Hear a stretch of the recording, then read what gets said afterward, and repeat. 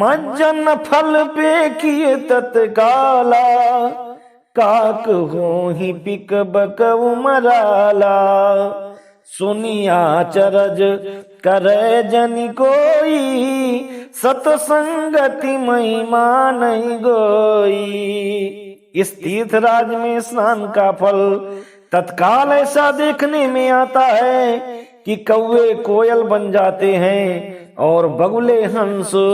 या सुनकर कोई आश्चर्य ना करे, क्योंकि सत्संग की महिमा छिपी नहीं है। वाल्मीक नारद घट जोनी, निज निज मुख कही निज होनी।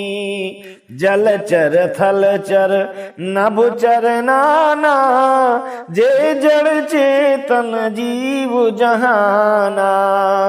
वाल्मीकि जी, नारद जी और अगस्त जी ने अपने अपने मुखों से अपनी होनी कही है। जल में रहने वाले, जमीन पर चलने वाले और आकाश में विचरने वाले नाना प्रकार के जड़ चेतन जितने जीव इस जगत में हैं, मति की रति गति भूति भलाई, जब जही जतन जहां जही पाई। सो जानबु सतसंग प्रभाऊ, लोकहु वेद नयान उपाऊ।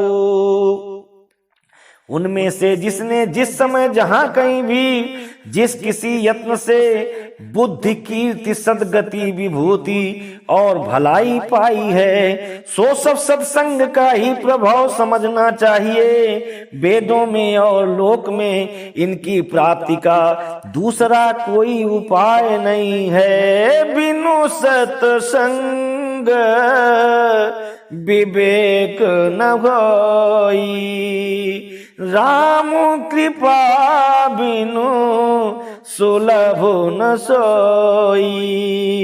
सतसंगत मुद मंगल मूला, सोई फल सिद्धि सबो साधन फूला।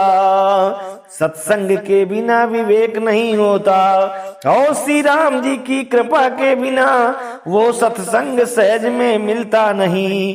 सत्संगति आनंद और कल्याण की जड़ है, सत्संग की सिद्धि ही फल है और सब साधन तो फूल हैं। सठ सुधरही सत्संगति पाई, पारस परस कुधात सुहाई। विधि बस सुजन कुसंगत परही, फनि मनि समनिज गुण अनुसरही। दुष्ट भी सत्संगति पाकर सुधर जाते हैं, जैसे पारस के स्पर्श से लोहा सुहावना हो जाता है। किंतु दैव योग से यदि कभी सज्जन कुसंगति में पड़ जाते हैं तो वे वहां भी सांप की मणि के समान अपने गुणों का ही अनुसरण करते हैं। विधि हरिहर कवि को विद्वानी, कहत साधु महिमा सकुचानी। सो मोसन कही जात न कैसे, साक बनिक मनि गुण गण जैसे। ब्रह्मा विष्णु शिव कवि और पंडितों की वाणी भी संत महिमा का वर्णन करने में सकुचाती है। वह मुझसे किस प्रकार नहीं कही जाती, जैसे साग तरकारी बेचने वाले से मणियों के गुण समूह नहीं कहे जा सकते। कवन सुकाज कठिन जग माही, जो नहीं होई तात तुम पाही। बंदौ संत समान चित, हित अनहित नहीं कोई।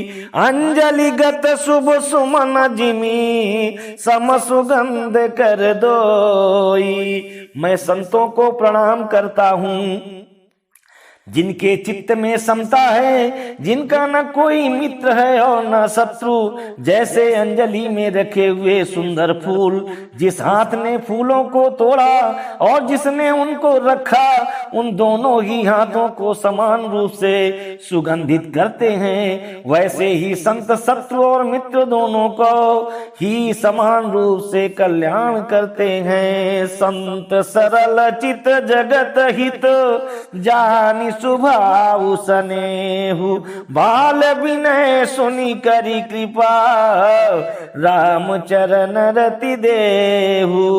संत सरल हृदय और जगत के हितकारी होते हैं। उनके ऐसे स्वभाव और स्नेह को जानकर मैं विनय करता हूँ। मेरी इस बाल विनय को सुनकर कृपा करके श्री राम जी के चरणों में मुझे प्रीति दे। कवन सो काज कठिन जग माही, जो नहीं हो तात तुम पाही। जय श्री सीताराम।